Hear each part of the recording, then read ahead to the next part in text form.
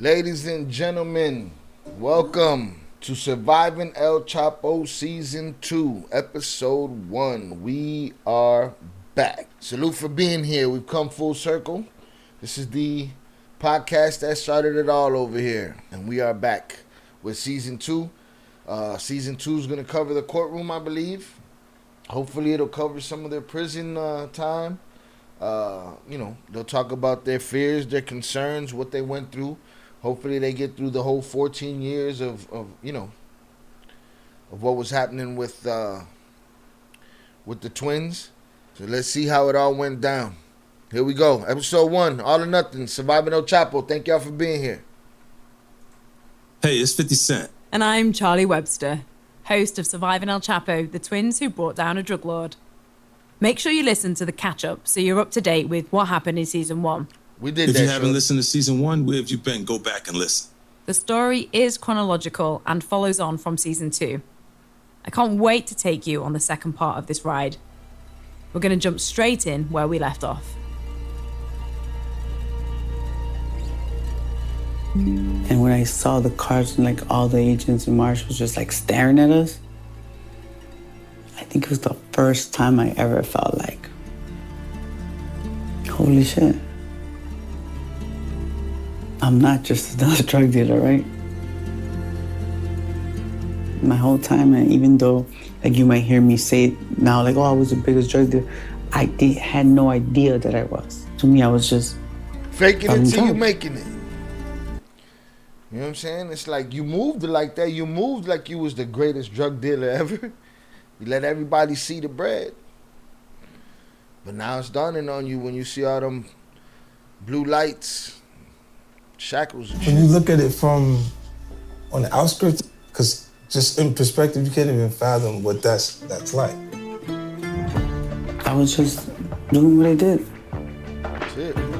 Why are they here? Like, you know what I mean? Like, it's just us, like, but it was like a reality. That is a big... It was hard. How much money did they spend with all those cops sitting outside that airport? Everybody on duty, everybody on the job, people getting hurt all over the place. People, and not cops. I'm talking about, big boy agencies, FBI, you know what I'm saying, ATF, all of that. But why the show of force for a couple of twins getting off an airplane, a couple of little dudes, like, it's overkill, man. That's like when they got the big ass table for the little ass rock that they found, that they put on the table. Like, take all that in. And not having a chance to deal with your emotions was really difficult. Got our music back. Hey, it's 50 and Charlie with you again. Welcome back to Surviving El Chapo, the twins who brought down the drug lord, Season 2. After a 20-year-long career in the drug trade, the Flores twins, Peter and Jay, decided it was time to turn their lives around. But it wasn't going to come easy. This is real. They were deep into the cartel. El Chapo was like family to them. They were caught between the cartel on one side and their actual family on the other. Getting out of the life meant a huge betrayal to everything they'd ever known. And turning against the man who was the only reason they were both still alive in the first place. It was Chapo that stopped Pete's execution and who kept the entire family safe. It took 8 months of secret recordings, working with the US government to bring Chapo down by recording him on a wiretap. 8 months. They made a baby. Big old cartel baby. Pete and Jay turned over the recording to the government and handed themselves in, ready to take the next step in turning their lives around. So they turned over the tape. US government to bring Chapo down by recording him on a wiretap. Pete and Jay turned over the recording to the government and handed themselves in, ready to take the next step in turning their lives around. We left you in Season 1 with Pete and Jay shackled and landing in the US to a load of police and federal agents. Facts. While the brothers were on their way out of Mexico on a US government private jet, their wives and the rest of the family had to make their own way out of the country. Viv, Val, Pete and Jay's brother Armando, the twins' mother and father, and all the children were left to drive 8 hours through enemy territory across the US border and into relative safety. With no plan. Just a reminder that we're not going to identify which brother is speaking each time, but I'm sure by now you've got to know them. Jay is a little lighter and happy-go-lucky. Pete tends to be serious and more of a realist. Of course he's more serious and a realist. He's the one that suffered the trauma, the physical trauma of being snatched up and locked down and basically starved. So yeah, I'd be a little bit more restrained and quiet than the lighter, happier one. You know what I'm saying? Shit. Jay is married to Val, and at this point they have 2 boys, one just a newborn baby. Pete is married to... So at this point, they got a newborn baby, okay, and a child. Viv. They also have a newborn baby, a girl.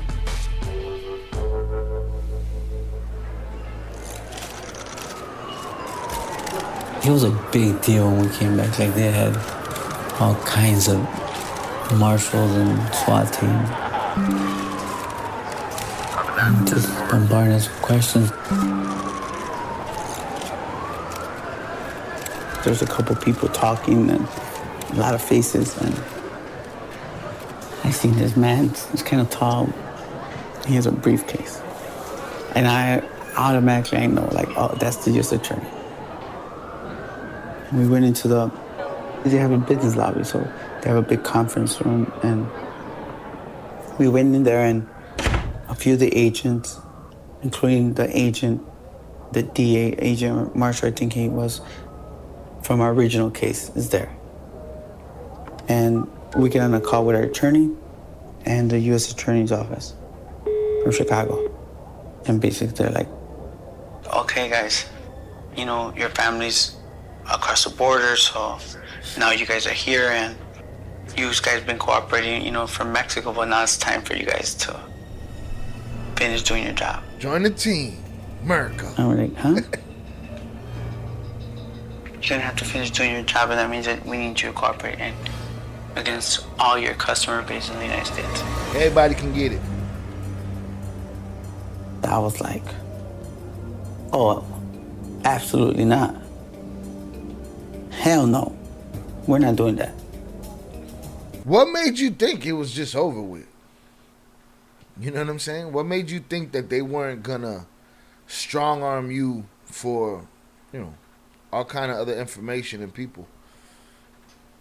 I would assume that you would assume I can't just tape Chapo, give him the tape, and boom, we good. Witness protection us, let us do our time. We ain't got to tell you nothing else. That's never going to be the case. Not with the United States government, not with anybody. Human beings are always going to squeeze for whatever they can squeeze for. We're not doing that. Yes, everyone looked like, what?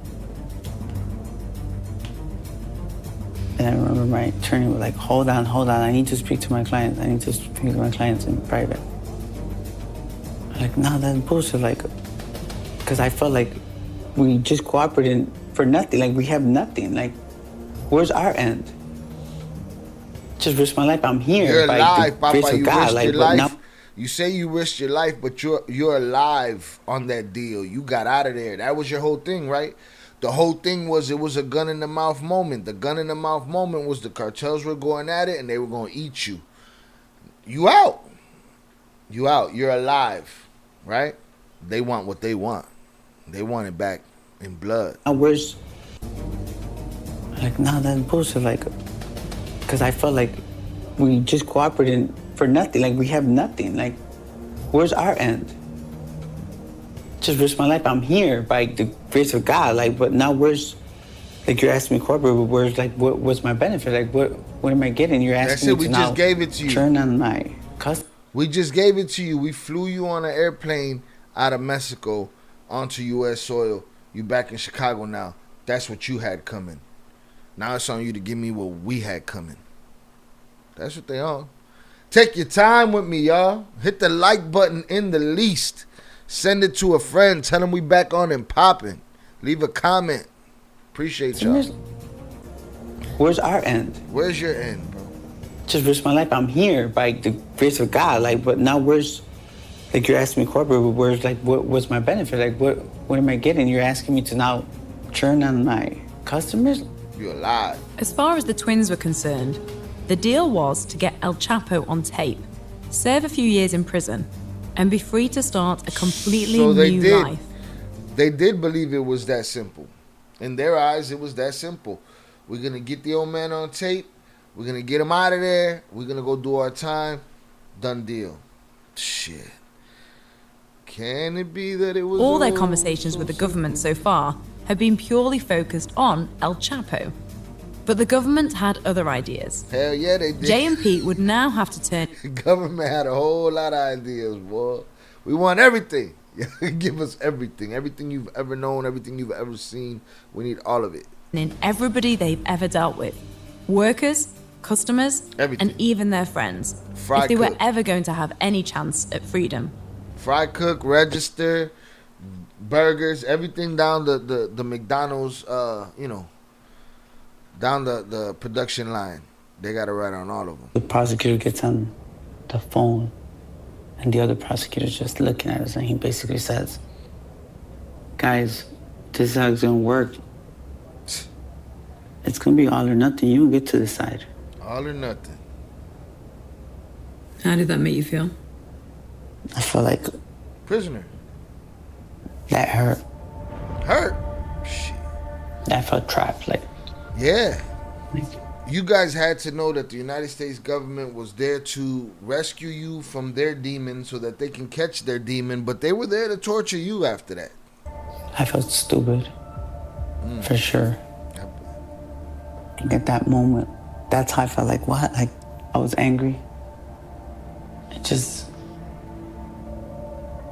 I mean... I just said... It was that moment. It was those, like...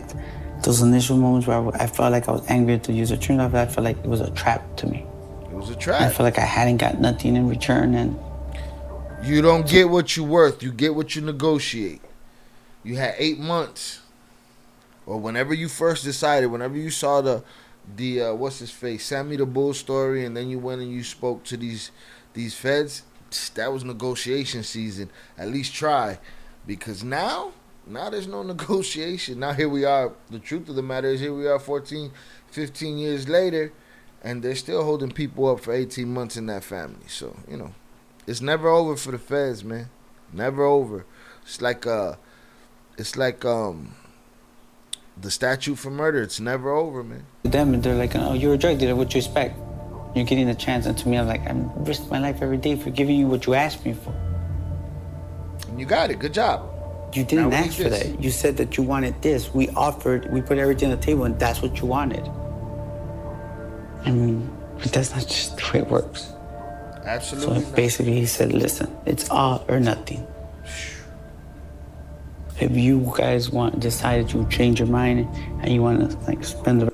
If you decided you changed your mind, don't worry. We'll just throw you over the fence right back to Mexico. That's what the U.S. government's on. They don't give a shit. They're not worried about it. They'll be like, man, we'll stop your family. We know your family trying to get through right now. We'll stop them right now. So they're basically reneging on the deal. They're reneging on the deal, if that's the deal that was made, and basically holding you hostage for some more shit. The devil in many different forms. Rest of your life in prison for... All your customers are going to end up at works. Yeah, you're rich customers. So basically he said, listen, it's all or nothing. If you guys decided you change your mind and you want to like spend the rest of your life in prison, for all your customers are going to end up cooperating against you anyway, like they are now. They're like, we got buddy in the back. We got dude in the back. Dude in the back is eating a burger right now. You know what I'm saying? He eating the burger right now, got a whole Baconator. And you sitting over here trying to protect him. You're the prize. Everybody's gunning for you. Just sold them the canned goods and slaved them.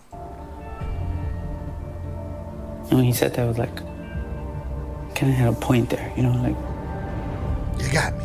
I do remember asking his attorney, like, could we do anything about this? About what? And he's like, you don't get to pick and choose, Jay. It doesn't work that way. Now you go do the right thing. Remember what got you here. Don't put no one in front of your family. And he was right. I didn't want to be the responsible person for that, like, I guess. You know, like, I didn't want to be responsible for everyone's life changing. I just want to be responsible for my life changing, right? Like, and I think that it was a lot, you know what I mean? Hell yeah, it's a lot. Cause think about it, y'all. Just as much pull or work as they had, right? As big as their organization was, as big as their store was, it's a lot of. See, they weren't a bodega. They were Walmart. They were Costco, Sam's Club. They were the distributors that distributed to Walmart, Costco, Sam's Club. You know what I'm saying? So think about the amount of lives that changed after that. Think about how broad the stroke of them having to start talking on people and the branches that come off one person onto the next family, onto the next family. That shit affected a lot of people. A lot of people. That night, they wanted to do what you call controlled deliveries. So you'd call a customer and someone was gonna go give them drugs and they'd arrest them. But it was too much to do in them few hours, like to be sitting there. And it was. I would imagine they want to do it quick action for anybody goes and runs their mouth and says these boys done left the country, unless they're late already and everybody knows they're gone. Late, so finally we made a couple calls and that was her fault. For them to be sitting in front of you like, here, make the call. Right now. Call this person, and they're sitting in front of you, and we had to lie. And we had to, call customers that we had for many years and be like, and basically set them up. So they could be arrested. Mm-hmm. I wonder how many of them smelled the rat and was like, nah, I don't need that work. I'm straight. I wonder if any chose that. Or is greed so strong that intuition means nothing at the end of the day? Who knows? How did that feel? It's like, it's going to be one of those defining moments, I think, in my life where, there was really high highs and really low lows. And we made a few of those calls, and it was getting late in the night, and they decided that we were going to end there. So they got them straight to work. They got them straight to work off the airplane. I just can't believe just what we did. Believe it.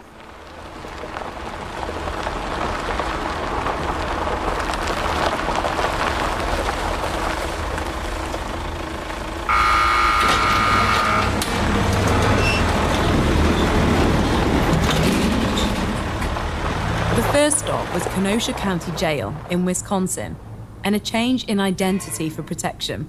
They could no longer use or be referred to by their real names. They took us to a county jail, to Kenosha County Jail. In Wisconsin. And that's when reality was gonna start setting in a little bit.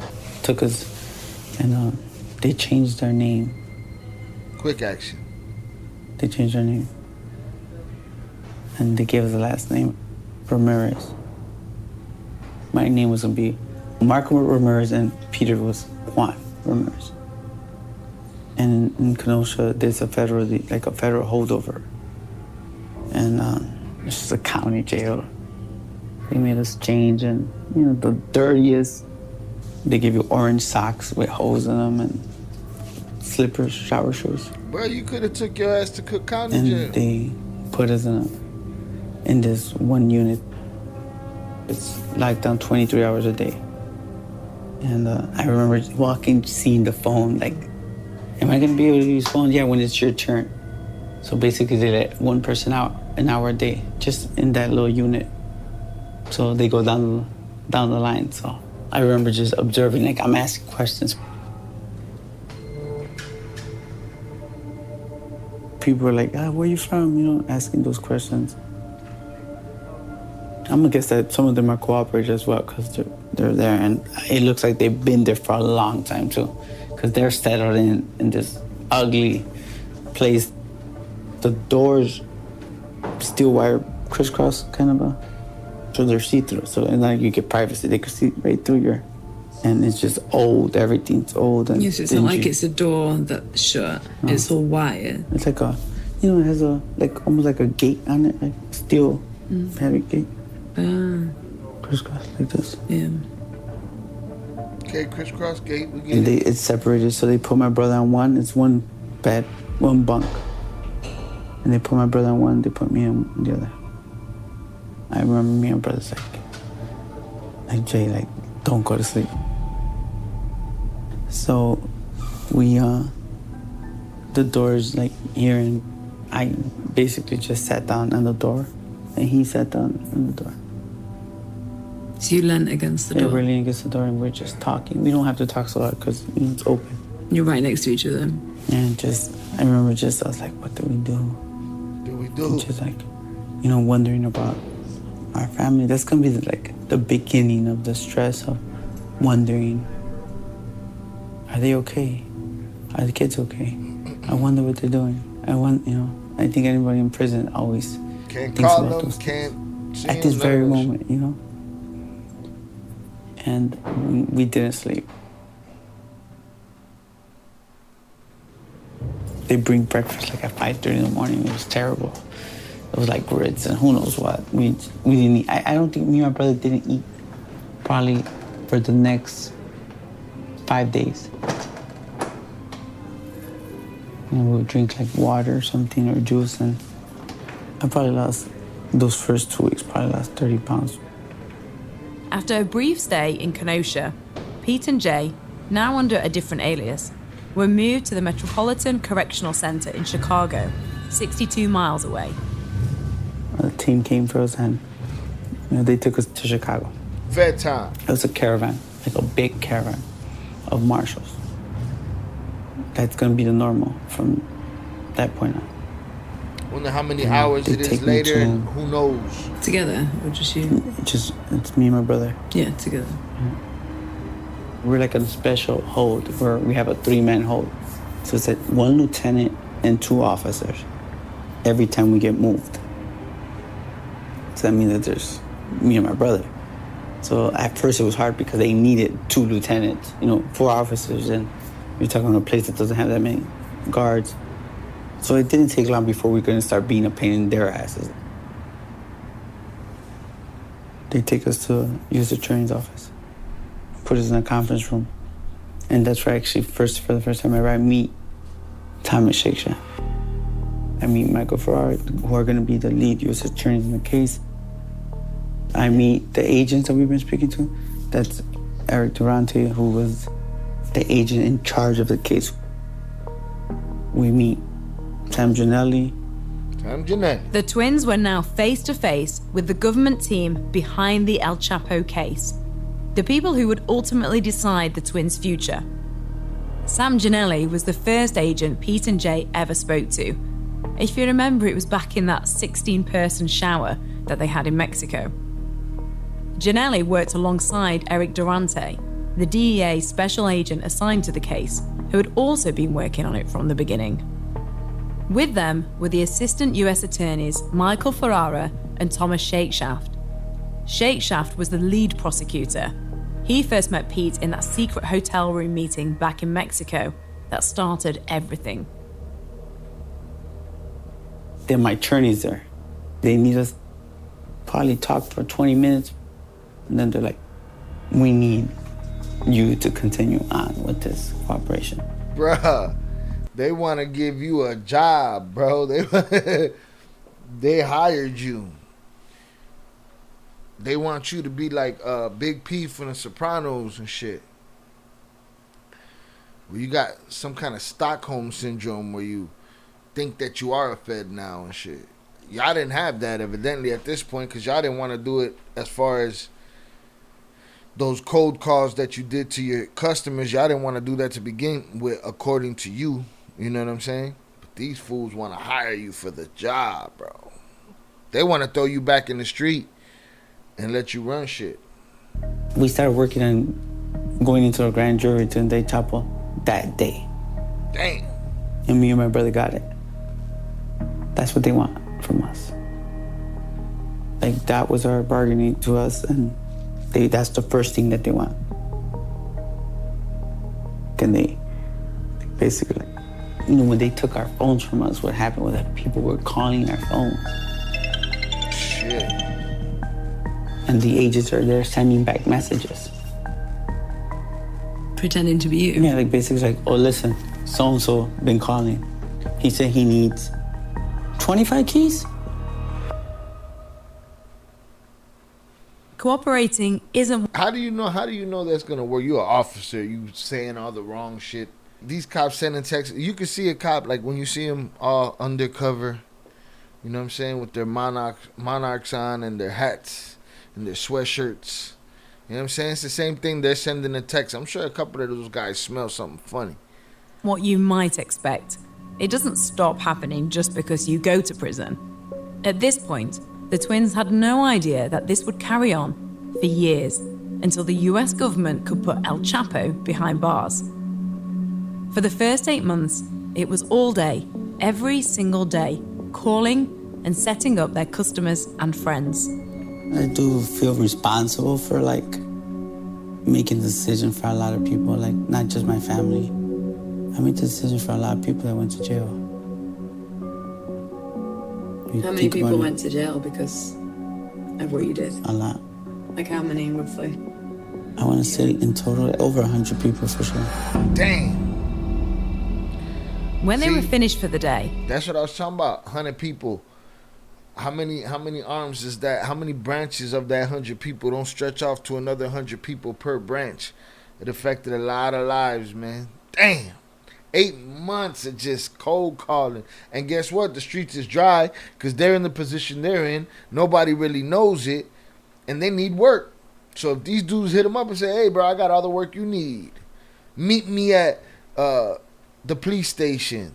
They're going to meet them at the police station because they need that work. So that was easy for them. Shit. They would head back in a big convoy to MCC Chicago. MCC Chicago is not what you might think a normal prison looks like. It's a skyscraper in the middle of the city. It's one big triangle, designed that way to be easier to keep an eye on everyone.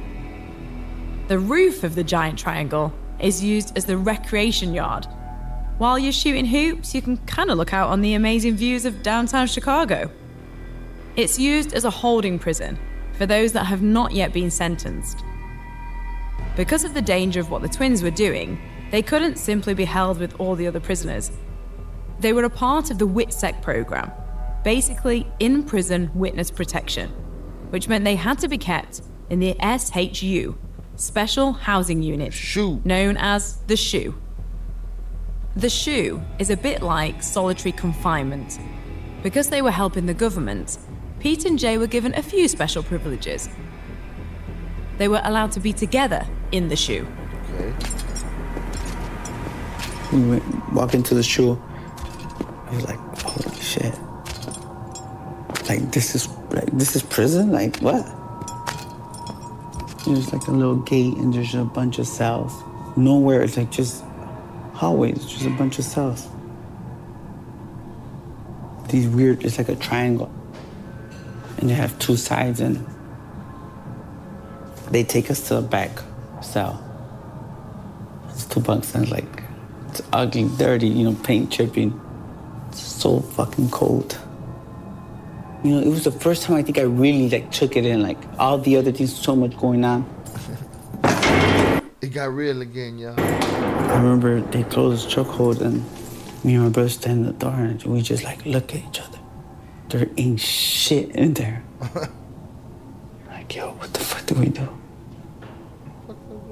Now we're getting anxious, like no communication. We haven't talked to our family. I think our lawyer told they're okay, they've been calling or something like that. But that wasn't good enough for us. Like, okay, what? Of course not. And all they've done is lie already. They've already reneged on you and everything. This torture on us. Like, we say withdrawals of phones, or withdrawals of all what we were used to for all those years. Just now we're sitting in a fucking cell, like with nothing in there. The life of a drug dealer is 24/7. And if you remember, Pete and Jay had 50 phones each, constantly ringing. They were heavily involved in the day-to-day running of the business. And the feds gotta have a whole staff just to answer their phone. Made sure they never missed a phone call.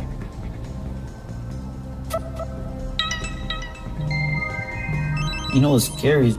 To hear phones ringing when they're not ringing. Could you hear? Yeah. Hell yeah, I bet you could. And you know how messed up your brain's getting. Listen, a lot of you people are hardworking people in my community. Sometimes you go you do a job, let's say you work at a factory or something, and you hear a certain air pressure and a certain slam and a certain cadence. You know that shit goes home with you. You sleep with that shit. That shit is on your head all night long. So imagine you in the jail, you still hearing the phones because you used to these 50 phones going off. They had to hire 20 interns to handle these phones. And now they in jail hearing it. 030 North, they always play the victim. Seems that way sometimes. Don't we all? In the quiet of a prison cell, Pete was still hearing phones ringing inside his head. The first night was like terrible. And it was a while before we even saw a guard, I think. They'll come just look in. And we're just like sitting there like this fucking place is nasty. It was hard. That first night, I'm talking about, it is freezing. We have no blanket. We have nothing. You know, we have like a t-shirt on, like a small t-shirt and just a jumpsuit. And we're freezing. I'm talking about like shaking. It has to be like 40 degrees in there. We're shaking, like there's icicles on the wall. They shut the lights off at 10 o'clock. And I remember you could see the roaches come out. Just shiny roaches everywhere. They came early for us. The next day, it's around 6, the marshals come for us. And they put like, you know, we go through a process. There'll be like quite a few marshals. And they'll pick us up in like a bulletproof car, take us down the block to the federal building. And that was kind of became our routine. So you basically were in the shoe and then they transported you down the road to the federal building. To the federal building, where we'd go and it start off like at a conference room or, you know, an office. And then they take you back to the shoe. Yeah.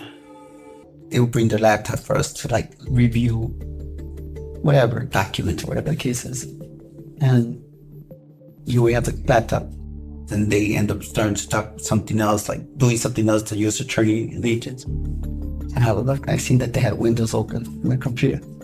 And I hit the window. You don't want me to tell that story. I was swimming.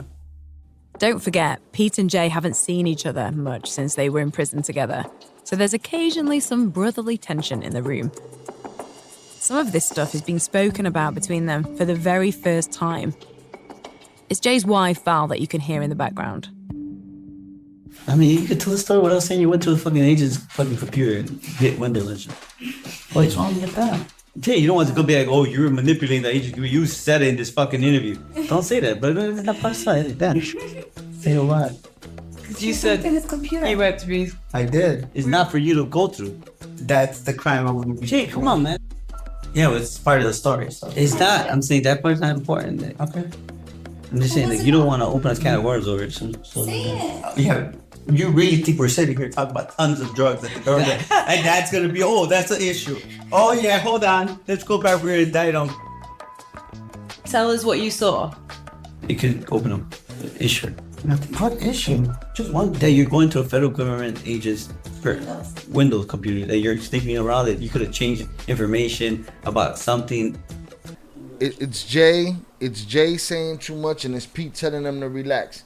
And he's telling them, bro, we're talking about all of these kilos, and you worried about, me going to the computer. We want to say what's in the computer. My thing is, if they don't tell us what was in the computer, it was a good thing to play them arguing about it, because that's the crux of the whole thing. He keeps saying, I'm saying maybe the feds would be that petty and be like, hey, we'll get you on a cybersecurity crime. You went through a federal computer, boom, pop you off. I'm saying too much.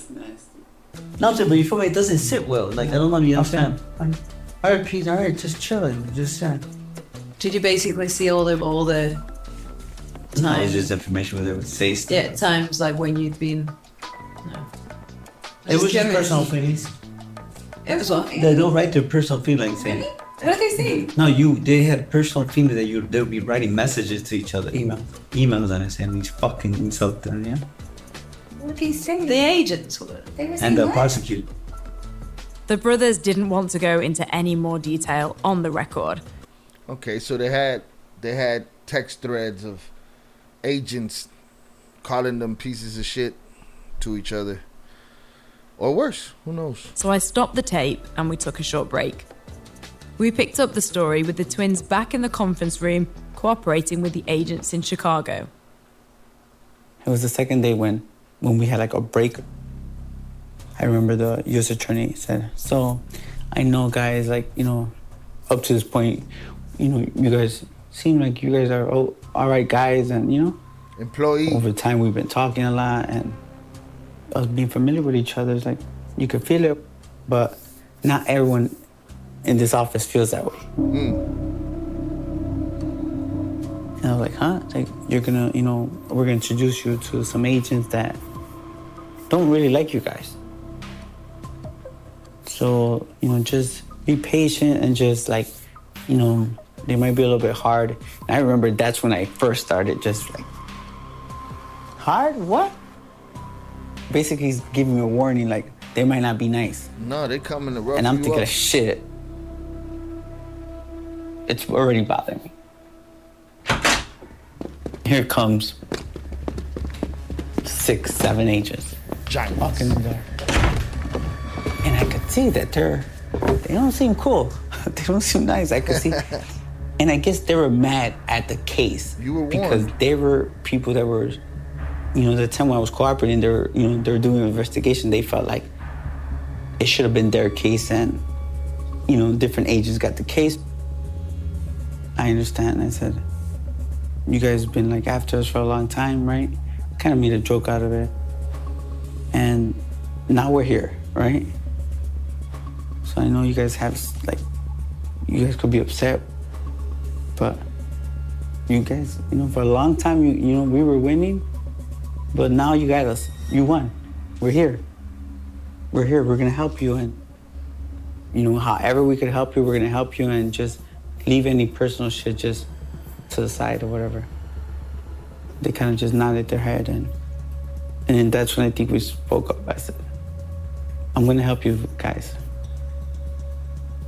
And now that we're here, I'm gonna ask for one thing. Like, what's that? I said, Saul Rodriguez. Oh, we're back to Saul. For those that don't remember, Saul was the guy that allegedly kidnapped Peter the first time. So that came back. They had let him off the hook.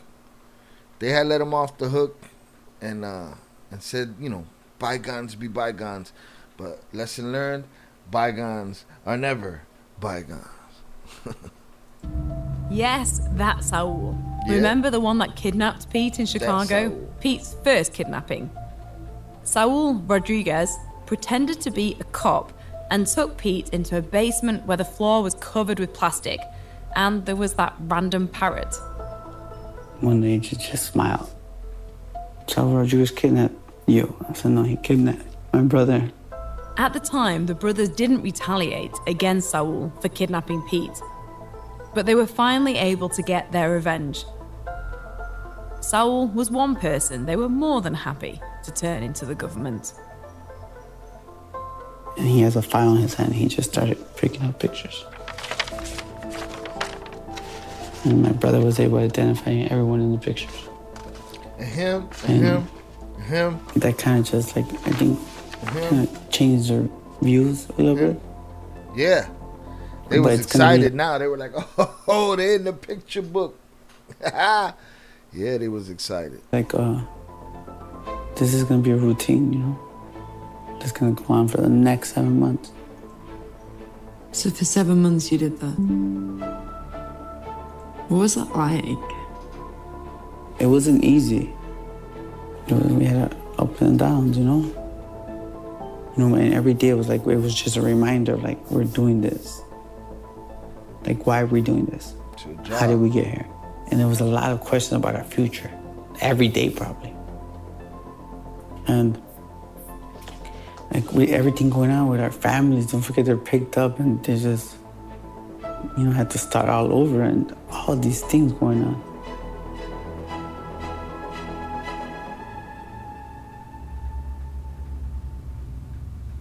The tearful goodbye back in Mexico was the last time Pete and Jay had seen their families.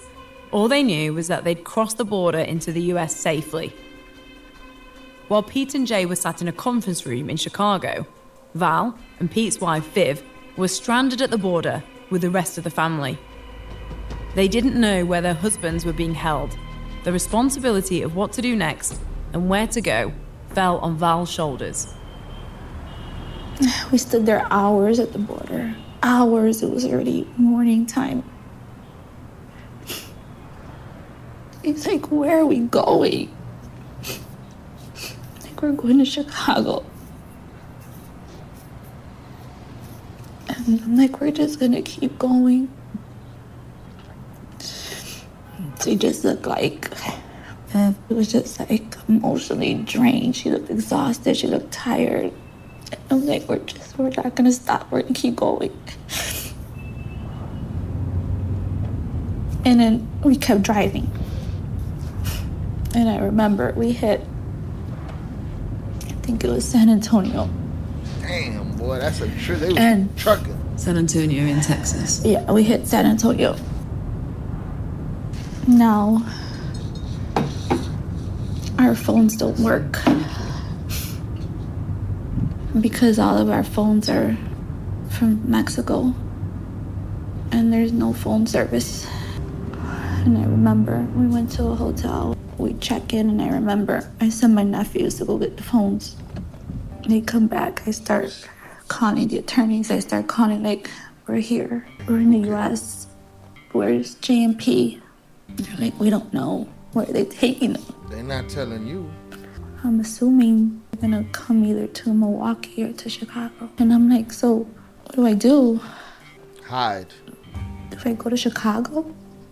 And he's like, I don't think it's a good idea that you guys come. If that's where they're taking husband, that's where we're going. Y'all should have been in Utah. I'm sorry, but that's exactly where we're going. It's where you knew as well, right?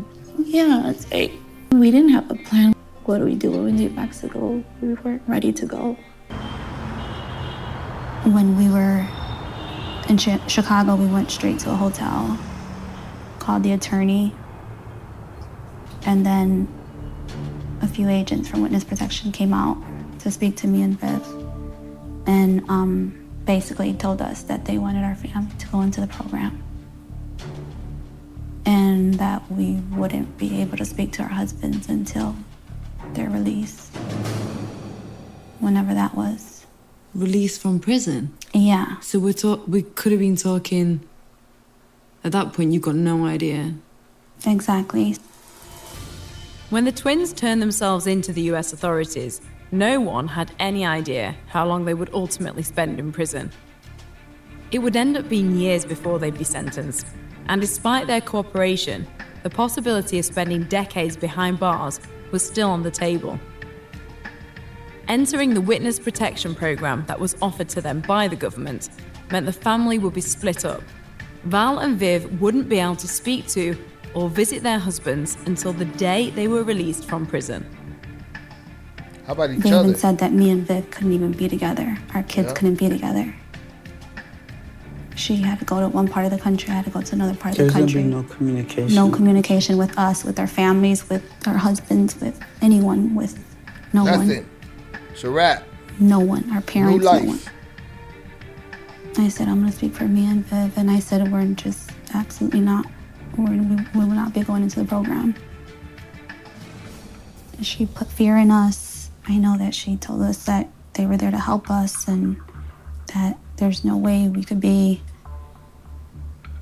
on our own, especially with their husbands cooperating with their cooperation. We weren't safe in Chicago. That if we weren't going to go into the program, that we should leave the state. We shouldn't even be in Illinois. And we're like, where do we go? She's like, the only way we can help you is if you enter witness protection. If not, we can't assist you in any way. And we're like, okay. I just kind of started going by the attorneys, what they were telling me to do. And the attorneys, they hired 24-hour security, 4 armed men,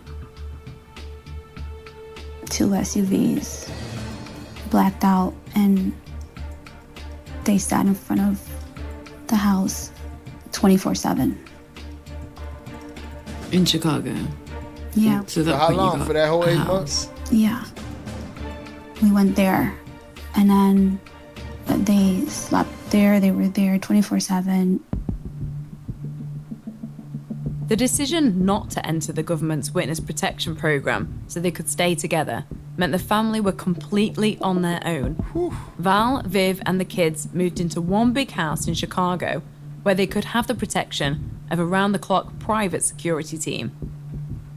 Across town, Jay and Pete were also under round-the-clock protection, but they weren't in a big house. They were in a tiny cell in the shoe, no bigger than a cupboard, under 24-hour lockdown. For the first few months, it was straight lockdown. I couldn't even get in a shower. I don't think we took a shower for 3 weeks. Damn. They didn't have the manpower. We didn't take a shower for 3 weeks. Damn. It got to a point sometimes where we'd be so embarrassed where we stunk. So that was our first real little stint of the shooting. Just wondering where was Viv and how was she okay, my rest of my family. We didn't have not one word. We didn't hear nothing from them. I couldn't even tell her where I was at. I can't tell you how miserable that was. How I had my first major panic attack. I was paralyzed. I couldn't breathe. I felt like I wanted to cry and scream, and we were at the same time where I couldn't just, Remember the first night in prison where I was telling my brother, please don't fall asleep, man, talk to me. Jay, please don't fall asleep, bro. Stay up, talk to me, because I'm not, I'm going crazy. Did you get quite a lot of panic attacks in prison? I had my share, but not. Peter earned those panic attacks, because that ain't nothing but a flashback to being snatched up by the cartel. Nothing like those. Nothing like those, I could tell you. Yeah, the first time you were... And for some reason, it was weird because it made me think that your body, the beautiful thing about your mind and body, that a panic attack usually followed some peace. I don't know, it felt like afterwards, I cried, got back to normal, and then it kind of felt like, okay. And it felt like almost like a release of emotions in that, and there was a soothing little phase to it. Like a self-soothing for a little while. And all these things are how are you supposed to feel when you're going through that? I don't care if I am guilty of those crimes, that doesn't mean I don't feel these things. They're normal, real human emotions. If someone doesn't feel sad to be going through something like that, there's something wrong with them. If you don't You know, it doesn't hurt you to be apart from your family, see your babies crying for you, see your mother cry for you. I believe in the duality of man. I believe that even the toughest gangster, the illest killer, the craziest psycho, you know, have some kind of remorse seeing his mother get shot in the face. There's some sort of empathy inside. I don't think everybody's just one thing, you know? Not that they were any of them things, gangsters and none of that shit, because they were just businessmen. They were just, you know, bosses in that sense. Scared to spend the rest of your life in prison? You haven't done any real time in prison. If you're in prison for 2 years or a year or 3 months, that's nothing compared to the reality of fighting for your life. It literally felt like I had a life sentence I was trying to fight off, you know? Which I was.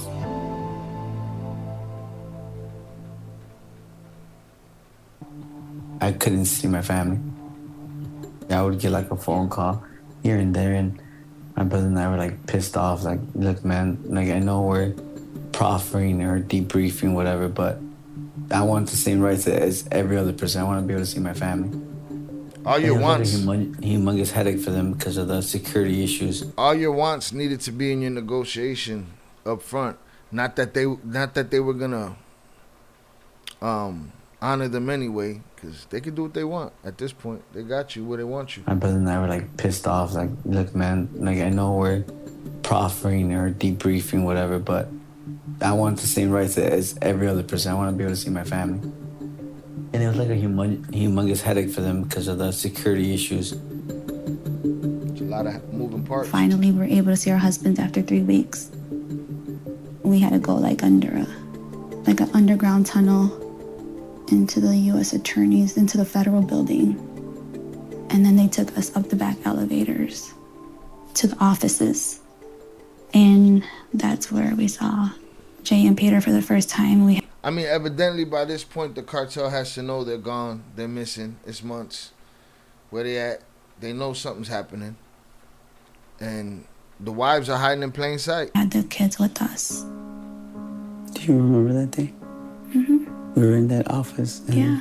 I didn't expect to see them. I remember the door open, like the office door open, and I was able to glance down the hallway, and I seen her like standing right there. Yeah. And we walked in, and I remember my son just ran. Daddy, and he was just like hugging. Crying. Hugging, crying. Like, I think we were all crying again, of course. It was just so emotional. And just looking at J and P, and they were like just small, they were skinny, they were... I'm sorry, I smell. I'm sorry, I smell. I took a shower for 3 weeks. I'm like, it's okay, you don't smell. You look, keep your head up. I kept lifting his chin up, like, you look handsome. Like, don't do that. Keep your head up. And he's like, okay. That's how much control they got of you at that point, that they'll take you stinking to your visit. You don't get no shower before your visit. You going stinking.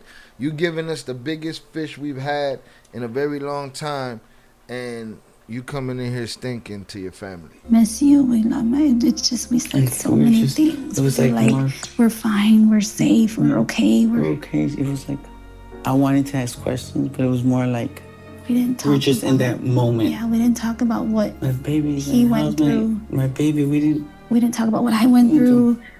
He went through. It was just about our kids, you know, if we're okay and that we were safe, and that was it. It was like the roller coaster. It was like the biggest. He was okay if he was eating. He's like, now that we're here in the offices, when they bring us food and whatever they're eating, we eat, and we're like, why can't you take a shower? It was just like so weird. Like, how do you get here? Like, aren't you like across the street? Because they have like the MCC, the Metropolitan Correctional Center. He's like, they move us in like these like bulletproof Suburbans and like with all these marshals. He's going to say that's weird that not much changed, right? And it was when Obama was Obama had just won the election, and he had, I guess they had his office was in the federal building, right? They have an office there, and what happened was that I guess they had the Secret Service. The Secret Service would sometimes be there, and the marshals, and it would be those like they're protecting us, and it would be like elevators, like hold on, like it was like always a problem. And at the same time, Blagojevich, the Illinois governor, had just been indicted, so it was like always a media frenzy out there, and we'd be in these, I guess Obama's security detail or us, it kind of was like they couldn't tell what was what, right? So the media was always saying that Jay and Pete was like, that was Obama. They were taking him and moving him around the city, and it was you two. Yeah. At times, yeah. Yeah. Oh. So how long were you there for then? 7 months? Yeah. If you were in Chicago in late 2008 and thought you saw Obama's motorcade, chances are it was probably the Flores twins. Cooperating meant so much more than the one phone call Pete recorded on the phone to El Chapo. The daily motorcade continued every single day for another 7 months. Another 7 months. The twins were finally allowed to see their family, but there was one person who wouldn't visit them, their father. Pete and Jay were able to get the government to give him a visa to live in the United States for his own protection. The government felt it would be too dangerous for him to live in Mexico because of what the twins had done. But their father felt otherwise. He wanted his life in his homeland of Mexico. He headed to the bus station to get on a bus to cross the Mexican border. Val tried to stop him getting on the bus. It didn't work. In the midst of their daily cooperation, the twins received some awful news. Pride. Within days of their father, Margarito Flores Sr., arriving in Mexico, he was kidnapped and was never seen again. All that was left was his burnt-out car and an awful news. Within days of their father, Margarito Flores Sr., arriving in Mexico, he was kidnapped and was never seen again. All that was left was his burnt-out car and a note that said, "Tell those fuckers to shut up or we'll send you his head." The last time Pete and Jay had seen their father was back in Mexico when they told him they'd been cooperating with the US government. The very thing he'd always told them never to do. He called them cowards and told them they weren't his sons. How did you feel when you found out that he'd died? Yeah. I don't think that even to this day that I've been able to really take it all in, I put it in the back of my mind at times because I guess just to not face those. Or continue to face those feelings of guilt, when I see my mom and I can see her loneliness, I feel even worse. But moving forward, all those things he felt,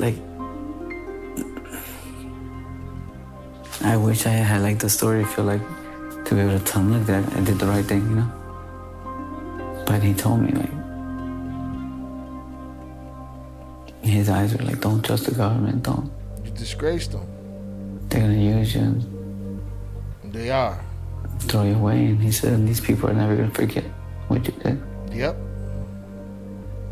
Was he wrong? And I had this idea to think that, that you're wrong.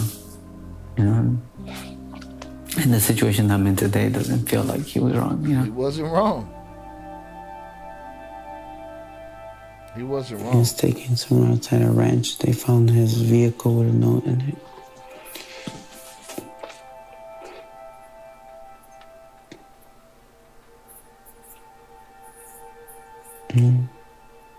That was it. That was a threat. And to me, it was like a threat, But a threat has to, it wasn't a threat, it was more of a statement, right?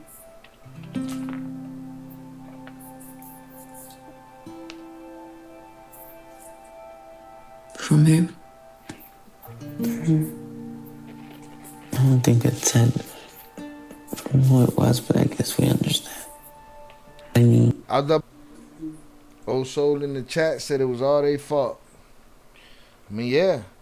So supposedly the rumor is that the old man had another family in Mexico and that's why he was going back.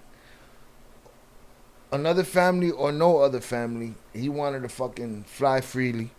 And he knew them working for the government was going to happen exactly how it happened. And he told them as such. And Mexico ain't never going to forget. They didn't forget when his father crossed the border and they ended him. It wasn't, it was more of a statement, right? It was a statement. Shut your ass up. Send you his head. From who? I don't think it said from who it was, but I guess we understand. I knew 100% it was a cartel. Chapo? Whoever. Yeah, for sure. I don't recall the exact words, but I know it was something about us talking or us cooperating or something like that. So. Are you angry? You're angry that what they did? No, I'm not angry. I think I blame myself. Good for you. I blame myself, or I take responsibility for it, as I have, been going to prison for my actions, and I think that was a consequence of my actions. I think that we try to just put on this face, and I think it was the situation we were in, and I try to remember. I remember sitting there thinking, if this is what happened because of this, then I'm gonna make this worth it. I'm not gonna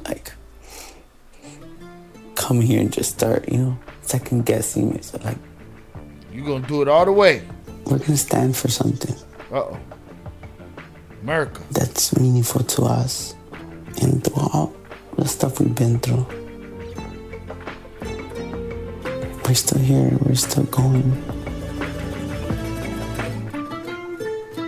Still going, y'all. Surviving El Chapo, the twins who brought down a drug lord, Season 2, is hosted by Curtis 50 Cent Jackson and me, Charlie Webster. All right, y'all. That's episode 1, season 2. What do y'all think? 030 North said they always play the victim. I wonder if their wives were faithful the whole time they were in prison. We know Val likes money. She only into 2 guys with money. She's only into guys with money. Yeah, it don't matter whether they were faithful or not. They're in the situation that they're in, period. Quick recap of this episode. They get off the plane. They go to jail. They stick them in the office. And they make them trick everybody into tricking themselves off the street for greed.